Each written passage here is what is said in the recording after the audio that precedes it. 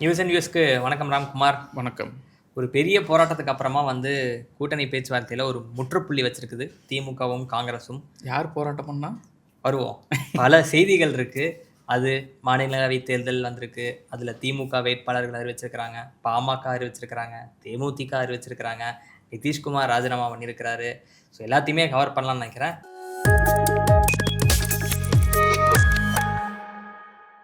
போராட்டம் பண்ணது யார் அப்படின்னா, சுயமரியாதை உள்ளவர்கள் போராட்டம் பண்ணாங்க.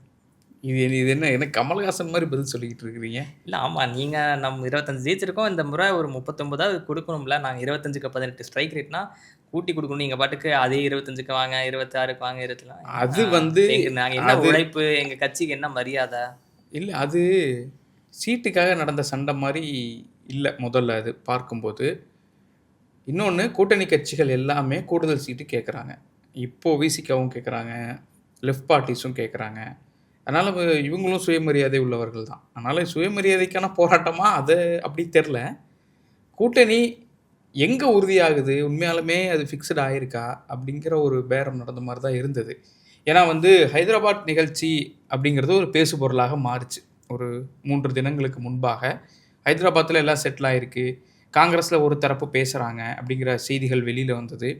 அப்போது இதெல்லாம் என்ன ஆச்சுன்னா, திமுக நம்ம இதுக்கு முன்னாடி பேசுகிற நிகழ்ச்சியில் காங்கிரஸ் இதை விட்டு வெளில போகாது அப்படின்னு நம்ம உறுதியாக பேசினோம். நானுமே அது சொன்னேன். அதற்கப்புறம் நடந்த சில நிகழ்ச்சிகள் காங்கிரஸ் நம்பி ஏதாவது பேசலாமாங்கிற ஒரு எண்ணத்தையும் ஏற்படுத்துச்சு. இந்த விஷயங்களுக்கு மத்தியில் தான் கூட்டணி இறுதியாகிருக்கு. கூட்டணி இறுதிங்கிறத தாண்டிலும் தொகுதி ஒரு காரணமாக வச்சு இந்த கேம் அங்கே நடந்துட்டு இருந்தது. அது கிட்டத்தட்ட செட்டில் பண்ணியிருக்கிறாங்க திமுக காங்கிரஸ் கூட்டணிக்குள்ளே. அதாவது தமிழக வெற்றி கழகம்ன்ற ஒரு கட்சி இருக்குது. ஸோ அந்த கட்சியின் வருகையை வைத்து ஆட்சியில் பங்கு கேட்போம் அப்படின்னு ஆரம்பித்து பயங்கரமாக ஒரு பேரம் பேசி, நாங்கள் ஹைதராபாத்தில் சேல் பண்ணிட்டோம் நீங்கள் சொன்ன மாதிரி பல தகவல் ராகுல் இதுதான் விரும்புகிறாரு அப்படின்னு சொல்லி அது மாதிரியான தகவல் நிறையா கடைசியில் சோனியா திமுகவோட போகிறதான் விரும்புகிறாங்க அப்படின்னு சோனியா காந்தி அவர்கள் பற்றியும் செய்திலாம் வந்த நேரத்தில் கடைசியாக எங்கே நின்றுருக்காங்க அப்படின்னா, அங்கே ஆரம்பித்து தாவேக்காவை காட்டி ஆரம்பித்த இடம் 28+1 நின்றுருக்கு. அதுதான் எல்லாரும் என்ன கேட்குறாங்க அப்படின்னா, இந்த 3 தொகுதிகள் நீங்கள் கூடுதலாக வாங்கணும் அப்படின்னா இதற்குத்தான் நீங்கள் இத்தனை யூட்டன் போட்டு இத்தனை டேபிள் உடச்சி பேசுனீங்களா அப்படின்னு கேட்டிருக்கிறாங்க. அது காரணம் என்ன அப்படின்னா, நீங்கள் இவ்வளோ போராட்டத்துக்கு அப்புறம் அதிக தொகுதிகள் வந்தால் பரவாயில்ல, வெறும் 3 தொகுதிகள் தான் அப்படின்றப்போ அதற்குண்டான ஒரு சேதாரம் இருக்கும் இல்லையா? இப்போ களத்தில் திமுகவினர் நிச்சயமாக மிக கோபமாக இருப்பாங்க காங்கிரஸ் கட்சியின் ஆதரவாளர்கள், தொண்டர்கள் காங்கிரஸ் கட்சி மேலே. ஸோ அது என்ன ஆகும்னா, இப்போ ஓட்டாக ட்ரான்ஸ்ஃபர் ஆகணும், களத்தில் போய் இவங்க 2 பேரும் சேர்ந்து தான் ஓட்டு கேட்கணும் அப்படின்றப்போ அவங்களுக்குள்ள இந்த இயல்புத்தன்மையில் ஒரு பாதிப்பு இருக்குமோ. ஸோ நீங்கள் 3 சீட்டு தானே, இதுக்கு எதுக்கு நீங்கள் இவ்வளோ சுற்றுனீங்க அப்படின்றது எல்லாருமே இருக்கக்கூடிய ஒரு பார்வையாக இருக்குது. அதில் 2 விஷயம் இருக்குது. ஒன்று, அதுக்கு அவ்வளோ சுற்றிருக்க வேணாம். இன்னொன்று, தாவேக்காவை எதுக்கு நீங்கள் பயன்படுத்திட்டீங்க அப்படின்றதும் செய்தியாக இருக்குது. தாவேக்காவை ஏன் பயன்படுத்தக்கூடாது? நெகோசியேஷனுக்கு என்கிட்ட வெளில பிளேயர் இருக்கான்னு காட்டி பயன்படுத்தல தப்பு இல்லை. எவ்வளோ தூரம் பயன்படுத்தணுங்கிறது இருக்குது. அதாவது தொகுதி பங்கீடு வரைக்கும் அவங்கள காட்டி பேசணும் அப்படிங்கிறது இல்லை. ஏன்னா ஒரு இன்டாக்டாக 2 க்ளோஸில் வந்ததுக்கப்புறம் தொகுதி பங்கீடுக்கு சிட்டிங்கில் போய் உட்காந்ததுக்கப்புறம் தாவேக்கா தரப்பில் போய் பேசுகிறோம் அப்படிங்கிற மாதிரியான விஷயங்கள் உண்மையிலே அது ரொம்ப அசௌகரியத்தை ஏற்படுத்தும் கூட்டணிக்குள்ளே. இன்னொன்று, 3 தொகுதிக்காக ஏன் இவ்வளோ சண்டை போட்டிங்க அப்படின்னு கேட்கல. எனக்கு ஒரு டிஃப்ரெண்டான கருத்து இருக்குது. ஒரு தொகுதியாக இருந்தாலும் சண்டை போட்டு வாங்கணும். நீங்கள் சொன்னீங்களே போராட்டம் பண்ணாங்க, அது ஒரு போராட்டத்து மாதிரியான ஒரு விஷயந்தான். இல்லை, டிஃபர் ஆகிற விஷயம் மட்டும் இவ்வளோ தூரம், அதாவது இந்த டைம் பீரியட் வரைக்கும் சண்டை போட 3 தொகுதிக்கு தான் போராடணும்னா அதுக்கு ஒரு அளவுகோல் இருக்குது. இல்லை, அவங்க 3 தொகுதிக்காக போராடல. அவங்க போராடினது இன்னும் நம்பர் அதிகம். ஏன்னா இப்போ கடைசியிலேயே நின்றுருக்குன்றதுல. பட் நெகோசியேஷனில் இது காங்கிரஸுக்கு வெற்றி தான். போன முறை கண்டெஸ்ட் பண்ணதை விட கூடுதலான இடங்கள் தான் கிடைச்சிருக்கு. ஏன்னா இப்போ இதுக்கு எனக்கு கூடுதலாக கிடைக்கும்னு தெரியல தான். மற்ற கட்சிகளுக்கு அந்த இது கண்டிப்பாக வாய்ப்பே கிடையாது. அது நடக்கவே நடக்காது. நீங்கள் சிபிஎம்க்கு கூடுதலாக இடம் கொடுக்குறீங்க, சண்முகம் அவர்கள் இரட்டை இலக்கங்களை கேட்போம் அப்படிங்கிறாரு. சிபிஎம்முக்கு கூடுதலாக கொடுத்தீங்கன்னா சிபிஐக்கு கொடுக்கணும். அப்போ விசிகாவும் அந்த இடத்துக்கு டிமாண்ட் பண்ணுவாங்க. விசிகா கூடுதல் ஸ்ட்ரைக் ரேட் வச்சிருக்காங்க. அதனால் மற்ற விசிகாவை தவிர மற்ற கட்சிகளுக்கு அது கிடைக்கிறதுக்கு வாய்ப்பு இருக்கிற மாதிரி தெரியல.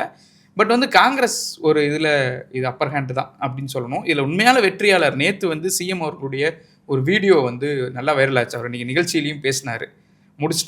முடிஞ்சிருச்சு ஓவர் அப்படிங்கிறது. அந்த வீடியோ வைரல் ஆச்சு. இதில் ஆனால் உண்மையான வெற்றியாளராக நான் பார்க்குறது அப்படிங்கிறது உங்களுக்கு இருந்தாலும் சொல்லுங்கள். நான் செல்வ பெருந்தகை அவரை உண்மையான வெற்றியாளராக பார்க்குறேன். இந்த கூட்டணி கடைசி வரைக்கும் இருக்கணும்னு ரொம்ப ஆசைப்பட்டது, அதுக்காக பிரயத்தனப்பட்டது அப்படிங்கிறது செல்வ பெருந்தகை தான்.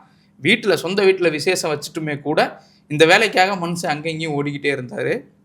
சொந்த கட்சிக்காரங்களே வந்து தாவேகா கூட்டணிக்கு போகிறக்காக முயற்சிகள் எடுத்தப்ப ராகுல் வரைக்கும் கன்வின்ஸ் பண்ணதுக்கப்புறம் அவரே அந்த கட்சிக்காரங்களே வந்து நிறைய லூஸ் ஸ்டாக் விட்டதுக்கு அப்புறமே கூட இல்லை இது நான் தான் அத்தாரிட்டி, நான் வந்து இறுதிப்படுத்துகிறேன், இதுக்கு இதே கூட்டணி தான் தொடரும் அப்படின்னு அவர் நிறையா பிரயத்தனப்பட்டு இந்த கூட்டணியை இன்டாக்டாக கொண்டு வந்திருக்காரு. இதுக்காக வந்து சிதம்பரம் உள்ளே வந்தார், என்ன மீறி எப்படி நீங்கள் உள்ளே வருவீங்க அப்படின்னு அந்த எந்த இதுவுமே பண்ணாமல் இந்த விஷயத்தை நம்ம முடிச்சு காட்டணும் அப்படிங்கிறத ஒரு சவாலாக எடுத்து பண்ணியிருக்கிறாரு.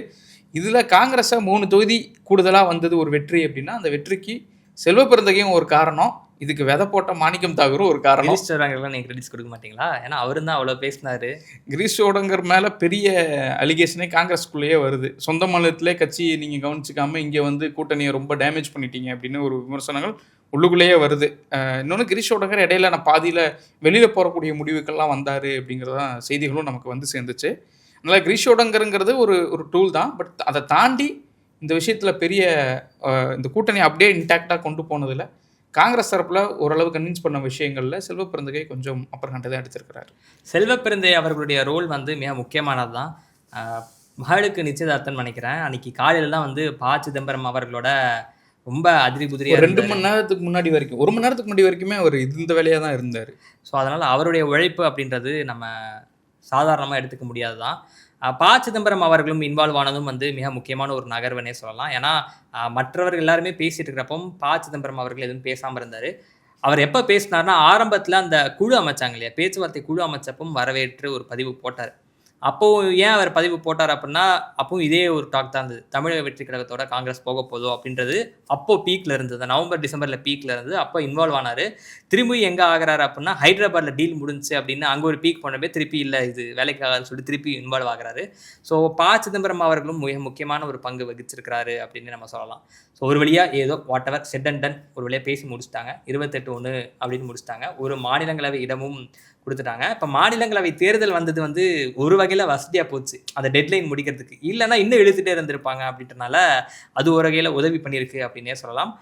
ஸ்டாலின் அவர்கள் நிச்சயமாக அரவணைக்கிறதுல ரொம்ப கெட்டிக்காரரு அப்படின்னு நம்ம சொல்லிட்டே இருந்தோம். பலரும் வந்து ஸ்டாலினுடைய குணத்தை வந்து கலைஞரை விட பாராட்டுறதுல இந்த விஷயத்தில் முன்வைப்பாங்க.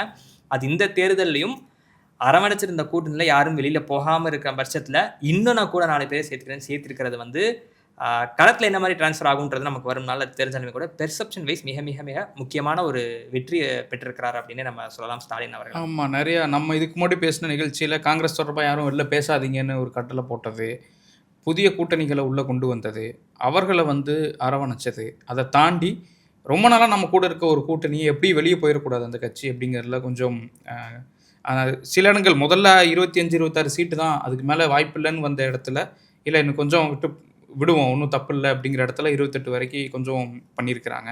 ஸோ அந்த விஷயத்தில் ஸ்டாலின் அவர்களும் ஒரு பெரிய ரோல் தான் இதில் நல்லா ப்ளே பண்ணியிருக்காரு. தன்னை லீடராக அவர் கொஞ்சம் இந்த விஷயத்தில் நல்லா எஸ்டாப்ளிஷ் பண்ணியிருக்கிறாரு.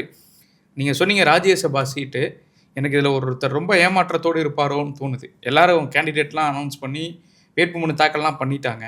நம்ம அதிமுக தரப்புலேருந்து யார் கண்டெஸ்ட் பண்ண போகிறாங்க அப்படின்னு பேசணும். அதிமுகனா கூட்டணியோடு சேர்த்து அன்புமணி அவர்கள் கண்டெஸ்ட் பண்ணியிருக்கிறாரு. இப்போது நம்ம இதுக்கு முன்னாடி பேசினபடி ஜி.கே. வாசன் அவர்கள் என்ன ஆனார் அப்படிங்கிறது எனக்கு ஒரு பெரிய கேள்வியாக வருது. ஏன்னா வந்து அவர் இதற்கு முன்பும் இதே மாதிரி தான் ஒரு சுச்சுவேஷன்ஸ் வந்துச்சு. அப்போது அவர் வாய்ப்புகள்லாம் கிடைச்சது. இந்த முறை அவருக்கு வாய்ப்பு கிடைக்கல. அவர் என்ன பண்ண போகிறாரு தெரியல. கண்டிப்பாக ஏதாவது பேசியிருப்பாங்கன்னு நினைக்கிறேன். ஒன்று அடுத்த மாநிலங்களவை தேர்தலில் தமிழ்நாட்டிலேருந்து நடக்கும் பொழுது அதிமுக தரப்புலேருந்து ஒரு இடம் ஒதுக்கப்படலாம். இல்லைன்னா அவர் தனிப்பட்ட முறையில் பாஜகவோட ஏதாவது பேசி டிடிவி தினகரனுக்கு அந்த டீலிங் தான் இருக்குன்னு நினைக்கிறேன். இல்லை அவர் தான் நான் எதுவும் நிற்க மாட்டேன்னு சொல்லிட்டாரு. இல்லை அவர் எலெக்ஷன் நிற்க மாட்டார். மாநிலங்களவை தேர்தலில் தமிழ்நாட்டில் இல்லாமல் வேறு மாநிலங்கள் வந்து பாஜக சார்பாக இல்லை அவர் சட்டப்பேரவையும் கிடையாது, எனக்கு அங்கே நாடாளுமன்றமும் தேவையில்லை அப்படின்னு சொல்லிட்டார். ஒரு பேட்டியில் இடையில பேசியிருந்தார் அவர். ஆனால் நடக்கும் அப்படின்றது தான் தகவல். பார்ப்போம் அது என்னன்றது தெரியும். ஸோ அந்த பேட்டர்ன்லேயே வந்து ஜி.கே. வாசன் அவர்களுக்கும் வேறு எங்கேயாவது மாநிலம் வந்து ஒதுக்கப்படலாம். இல்லை அது அதிருப்தியாக இருக்குன்னா அது என்னவா ஆகும் அப்படின்றது தெரில. ஸோ அது மொத்தம் தமிழ்நாட்டிலேருந்து 6 இடங்கள் வந்து காலியாகுது. அதில் 2 இடங்கள் வந்து அதிமுகவுக்கு. அதில் தான் இப்போ நம்ம பேசினபடி தம்பிதுரை அவர்களும் அன்புமணி ராமதாஸ் அவர்களும் போகிறாங்க. அன்புமணி ராமதாஸ். ஸோ இந்த பக்கம் வந்துட்டோம் அப்படின்னா 4 இடங்கள் திமுக போகுது இல்லையா, அதுல 2 இடங்கள் வந்து திமுக வேட்பாளர்களே அறிவிச்சிருக்காங்க. திருச்சி சிவாவும் கான்ஸ்டன்டைனும். மீதி 2 இடங்கள் வந்து கூட்டணி கட்சிகளுக்கு ஒதுக்கப்பட்டிருக்கு. ஒன்று வந்து தேமுதிக சார்பில் சுதீஷ் அவர்கள் போறாரு. காங்கிரஸ் சார்பில் கிறிஸ்டபர் திலக் அப்படின்றவர் போகிறாரு. சுதீஷ் அவர் வந்து நேற்று வந்து ரொம்ப சந்தோஷமா இருந்திருப்பாரு. அவர் அந்த அக்ரிமெண்ட் சைன் பண்ணும்போதே அவரோட முகத்தை பார்க்கணும். அவர் இவ்வளோ சிரிச்சு இவ்வளோ சந்தோஷப்பட்டு அவருக்கே தெரியும் நம்ம தான் மாநிலங்களவைக்கு போக போகிறோம் அப்படின்னு தெரிஞ்சாலுமே கூட அதை கட்சி தலைவர் சொல்லுவார் அப்படின்னு சொல்லிட்டு தான் போயிருப்பார் அவர் பேட்டிலையுமே. அது ஓகே, பட் வந்து அவரை சைன் பண்ணும்போது அவருடைய முகத்தை பார்க்கணும். அவ்வளோ சந்தோஷமா இருந்தார். தேமுதிக சார்பாக நாடாளுமன்றத்தில் முதல் முறையாக காலடி எடுத்து வைக்கிறாங்க. தேமுதிகவே முதல்ல நாடாளுமன்றத்தில் காலடி எடுத்து வைக்குது. அதனால அவர் இந்த தேர்தலில் யாருக்கு பெரிய கெயின் இருக்கோ இல்லையோ, தேமுதிகக்கு ரொம்ப பெரிய கெயின் இது. ஏன்னா உங்களுக்கு அதான் சொன்ன மாதிரி நம்ம முன்னாடியே பேசினதான், விஜயகாந்த் அவர்கள் மறைவுக்கு அப்புறமா கட்சியை நடத்துறது அப்படின்றது ஒரு அனுபவம் இருந்தது. அந்த அனுபவத்தை பயன்படுத்திக்கணும் ஒன்று. 2வது வெற்றி முக்கியம். நம்ம வெற்றி இல்லாமல் தொண்டர்கள் என்ன நம்ம கூடவே இருக்கணும் அப்படின்னா நம்ம அந்தளவுக்கு ஒரு லீடர்ஷிப் கேப்பபிலிட்டி இருக்கணும். ஸோ அது எல்லாத்தையும் தக்க வைக்கணும் அப்படின்னா அது நிச்சயமாக ஒரு வெற்றி தேவை. வெற்றினா அதுக்கு முதல்வர் ஆகணும் அவசியம் இல்லை. குறைந்தபட்சம் சட்டப்பேரவையும் நாடாளுமன்றத்திலும் இருக்கணும். ஓட் பாலிடிக்ஸில் அதான் ரொம்ப முக்கியமானது. நம்ம நிறைய வாக்கு வங்கி வச்சிருக்கோங்கிறது மட்டும் முக்கியம் இல்லை, நம்மளுடைய ரெப்ரசன்டேட்டிவ் வந்து அந்த இடத்துல இருக்கணும். அதை வந்து நாம் தமிழர் இவ்வளோ ஓட் பேங்க் வச்சுருக்காங்கல்ல, ஆனால் அவங்களோட ரெப்ரசன்டேட்டிவ் வந்து அந்த அவைகளில் இல்லை அப்படிங்கிறது ஒரு ட்ராபேக், ரொம்ப பெரிய ட்ராபேக்கு. தேமுதிக இந்த காலத்தை சரியாக அதை பயன்படுத்தியிருக்கிறாங்க தங்களுக்காக அப்படின்றது. இவங்கெல்லாம் சரி ஓகே, நம்ம டிஎம்கே பேசிட்டோம், ஏடிஎம்கே பேசிட்டோம், நாம் தமிழரோட பேசிட்டோம், தாவேக்கா என்ன நிலைமை? பாவம், அவங்க வந்து அவங்க வருவாங்க இவங்க வருவாங்க நீங்கள் போன சொல்ல கூட கேட்டிங்க. ஆக்சுவலி யாருமே வரல அப்படின்றனால அவங்க தனித்து தான் போட்டியிட போகிறாங்க. ஒரு வகையில் நல்லது. அது வந்து தாவேக்காவின் என்ன முடிவு வந்தாலுமே வந்து அது தாவேக்காவினருக்கு நல்லதுன்னு தான் சொல்வேன். ரொம்ப பாசிட்டிவான ரிசல்ட் வந்தால் நம்ம பலம் இவ்வளோ இருக்குது அப்படின்னு சொல்லிட்டு அவங்க உத்வேகமாக எடுத்துக்கலாம். இல்லை பலம் குறைவாக இருந்தது அப்படின்னா நம்ம பலம் இவ்வளோ தானா, அப்போ இதை எப்படி கூர்படுத்தணும் அப்படின்றதுக்கான நோக்கி அவங்க அடுத்த அடி எடுத்து வைக்கிறதுக்கு தனித்து நிற்பது தான் வந்து எனக்கு தெரிஞ்சு நல்லதுன்னு நினைக்கிறேன். அவர் நேற்று விஜய் அவர் கூட்டத்தில் கூட்டணி தொடர்பாக ஏதாவது பேசுவார்னு எதிர்பார்த்தேன். நேற்று எனக்கு ஒரு விஷயம் கவனிச்சிங்களான்னு தெரியல, பேசுகிறப்போ ஜனநாயகன் படத்தை பற்றி ஒரு சின்னதாக ஒரு டச் பண்ணிட்டு போகும்போது முதல்வர் அவர்களுக்கு நன்றி, ஒரு மாதிரி பட்டும் படாமல் தொட்டும் படாமல் அப்படின்னு ஆதரவு கொடுத்தாரு. ராகுல் காந்தியும் தான் ஆதரவு தெரிவித்தார். ராகுல் காந்தியோட கூட தான் அலையன்ஸ் பேசிகிட்டு இருந்தாங்க. அலையன்ஸ் நைட்டு தான் கன்ஃபார்ம் ஆச்சு. ராகுல் காந்தி பற்றி அவர் ஏன் பேசவே இல்லை அப்படின்றது தெரில. இல்லை அதான் அவர் அதை பேசியிருக்கணும். அந்த நேரத்தில் காங்கிரஸ்க்கு ஒரு நன்றி சொல்லியிருக்கணும். நீங்கள் அது சிஎம்க்கு நன்றி சொல்லலாம். அதுதான் சொல்கிறேன் நான். அவங்க எப்படி மிஸ் பண்ணுறாங்க அப்படின்றது தெரில. அவங்க என்ன கால்குலேஷன் என்ன அப்படின்றதெல்லாம் தெரில, அதெல்லாம் மிஸ் பண்ணுறாங்க. ஸோ எல்லாமே ஒரு பாடம் தான். நிச்சயமாக இந்த தேர்தல் வந்து எனக்கு தெரிஞ்சு அவங்களுக்கு வந்து வெளியில் எப்படி பேசலாம், ஆனால் அவங்களுக்கு பொறுத்த வரைக்கும் வந்து இது ஒரு நல்ல ஒரு பாடமாக இருக்கும் அப்படின்றத நினைக்கிறேன். ஸோ இந்த முடிவுகளை வந்து பல பாடங்களை உங்களுக்கு கற்றுக் கொடுக்கும். நீங்கள் எதோ சொல்ல வந்தீங்க? இல்லை அதான் அவர் பேச மிஸ் பண்ண விஷயங்கள் தான். அது இன்னும் கொஞ்சம் நிறைய விஷயங்கள் கூர்மைப்படுத்தியிருக்கலாம். அந்த டைமிங்கை நல்லா காயின் பண்ணி பேசியிருக்க முடியும். பட் வந்து ஓகே, அது வழக்கமான பேச்சு மாதிரி தான் எனக்கு இருந்தது. போன முறை அது சொன்னேன், வழக்கமான பேச்சுன்னு ஒவ்வொரு முறையும் சொல்கிறப்போ. ஆனால் கடந்த இருமுறை என்னென்னா, இப்போ கடந்த முறை வேலூரில் பேசினாங்கன்னு நினைக்கிறேன். இப்போ இந்த முறை வந்து பேசுகிறப்பவும் சரி, அவங்க எப்போதுமே வைக்கக்கூடிய விமர்சனம் என்ன அப்படின்னா, திமுக என்ன செஞ்சது, அது என்ன செஞ்சது அப்படின்னு விமர்சனம் செய்கிற தாவேக்கா என்ன செய்யும் அப்படின்றது சொல்லவே இல்லை அப்படின்றது விமர்சன பார்வை வைக்கப்பட்ட. வேலூர் கூட்டத்தில் சில விஷயங்கள் பேசினார். வேலூர் கூட்டத்திலையும் சொன்னார். நேற்று தஞ்சாவூரில் பேசும்பொழுதும் வந்து சில விஷயங்களை அவர் பட்டியலிட்டு தான் போயிருக்கிறாரு. ஸோ அதனால் அந்த விஷயத்தை நம்ம தவிர்த்திடக்கூடாது அப்படின்ற நான். ஏன்னா வழக்கமாக பேசிட்டு போகிறாங்க அப்படின்னா, வழக்கமாக வராரு திமுக, தாவேக்கா, அப்புறம் டிஎம்கே, டிவிகே, ரெண்டு பேர் தான் போட்டி, அந்த மாதிரி பஞ்சவசனங்கள் மட்டும் இல்லாமல் ஏதோ அறிவிப்பு வெளியிடுறாரு. அந்த அறிவிப்பில் பல விமர்சனங்கள் இருக்குது. அது வந்து நம்ம பேசினா ரொம்ப டைம் எடுத்துக்கும் அப்படின்றனால அது பட்டியல் போட்டிருக்காங்களே அப்படின்றதோ நம்ம நின்றுக்கலாம். ஏன்னா பேச ஆரம்பித்தா அந்த குறிப்பாக அந்த இடையாளர் விஷயம் வந்து ரொம்ப பேசுபொருளாக இருக்குது சமூக ஊடகங்களில். அது எப்படி எந்த கோணத்தில் இப்படிலாம் ஒரு அறிவிப்பாக வெளியிட முடியும் அப்படின்ற மாதிரிலாம் பேசியிருக்கிறாங்க. அதெல்லாம் நம்ம டச் பண்ணாமல் அறிவிச்சிருக்காங்க, அறிவிச்ச வரைக்கும் நல்லது அப்படின்னு நம்ம போயிடலாம்னு நினைக்கிறேன். இங்கே ராஜ்யசபா விஷயங்கள் பேசணும் இல்லையா? பீகாரில் ஒருத்தர் சிஎம் போஸ்ட்டை வந்து விட்டுட்டு நான் ராஜ்யசபா எம்பியாக இருப்பா அப்படின்னு ஒருத்தர் போயிருக்கிறாரு, நிதிஷ்குமார் அவர்கள். அதை ஒட்டி விமர்சனங்கள் வருது, அதெல்லாம் ஓகே.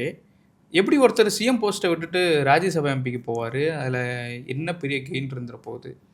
அது நம்ம பார்த்துட்டோம்னா அதுதான் பீகார் பாலிடிக்ஸ் தான் பார்க்கணும். அவர் வந்து ஒரு சுமார் 10 முறை வந்து பீகார் முதல்வராக இருந்திருக்கிறாரு.